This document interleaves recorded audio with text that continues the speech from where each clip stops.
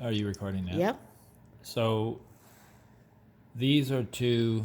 Well, actually, here's kind of what I started with, where you just kind of it looks like rock and there's little shines here and there. And these two I've brought right down, taking off all the bits that didn't have the little brilliance to it. Now, keep in mind as well, I've also roughened the surface by bringing it down. So once that surface is polished, it will bring out the opalescence, but you can still make it out there. I'm not going to try and do a cabochon because I just don't want to take a lot of that off. So I'm going to do just interesting shaped, but just beautifully polished.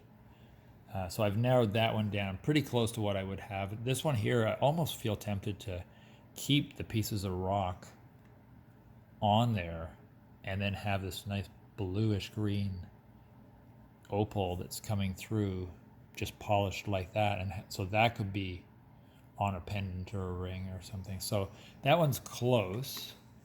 I had something else that I was working on. I can't remember where it was, but you can see, oh yeah, this one I had taken a whole bunch of sandy rock off, but decided not to work on that one much longer just because I wanted to try working on another piece. There's this one here, which is kind of pinky white opal, but you can see those brilliant pieces all sparkling through. So my job is, my limited knowledge is, say for example here, there's not a lot of opaliness in that, so I would start to take that off down to where I can see this stuff through. That part's just taking away from it. It's more opaque. And then probably taking this piece off, and I could just show you as an example. And I got to keep it, I have to keep it wet. But this piece here will, let's see, keep on washing that off. But you can see already.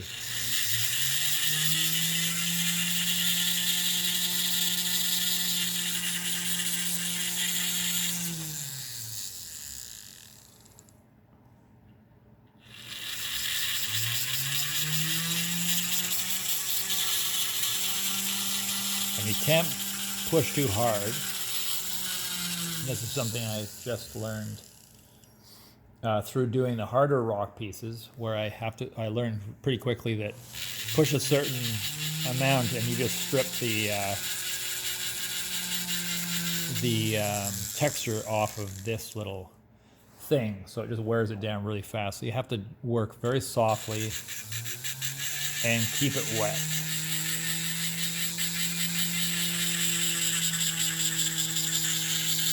And there's all these little grooves, which ideally you smoothen off and take those sandy bits of rock right out.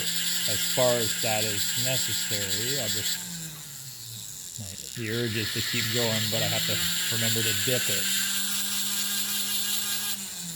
There.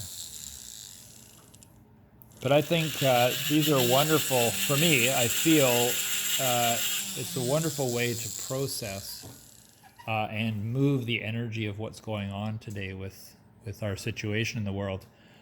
And it's not to replace, this is for clarity, for people that don't understand.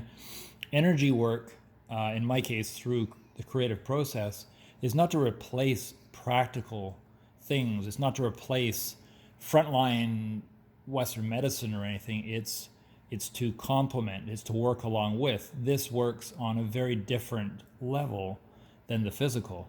It ideally manifests on the effects of it, manifest on the physical, and sometimes just stay on the energetic. But it's something to complement and work with.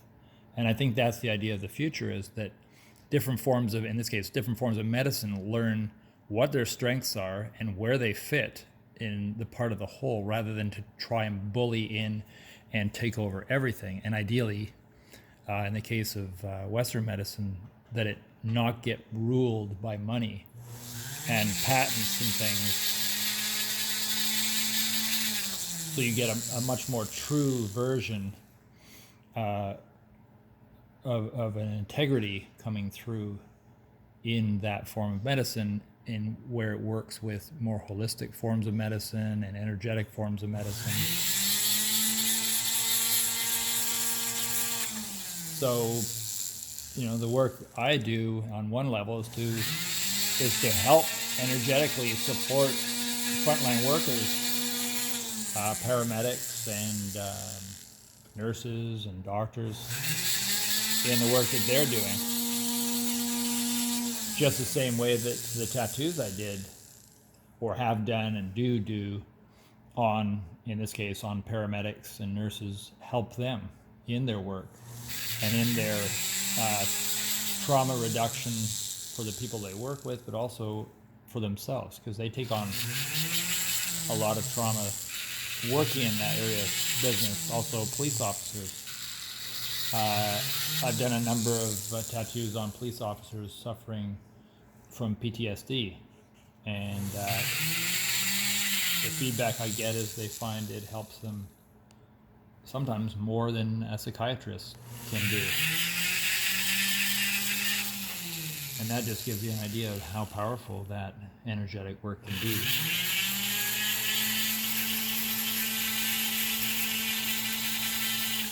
So back to this opal, you can see now how that fieriness is coming through. It's just amazing. It's really hard to capture it in too bad, eh? the camera. Yeah, it's well, you'll have to just trust me. There's some just phenomenal effects that are coming through. I think they'll come through in the camera more so when it's polished.